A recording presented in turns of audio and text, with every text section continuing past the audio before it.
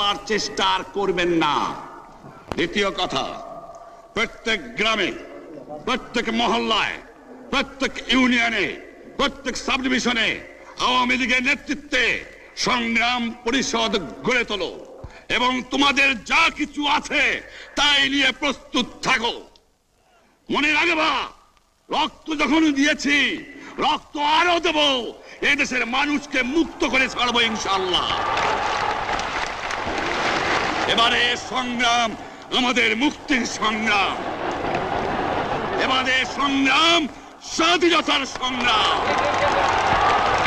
আপনারা আমার উপরে বিশ্বাস নিশ্চয়ই রাখেন। জীবনে আমার রক্তের বিনিময়েও আপনাদের সঙ্গে বেঈমানি করি নাই। প্রধানমন্ত্রিত্ব দিয়ে আমাকে নিতে পারে নাই, ফাঁসি কাস্টে আসামি দিয়ে আমাকে নিতে পারে নাই।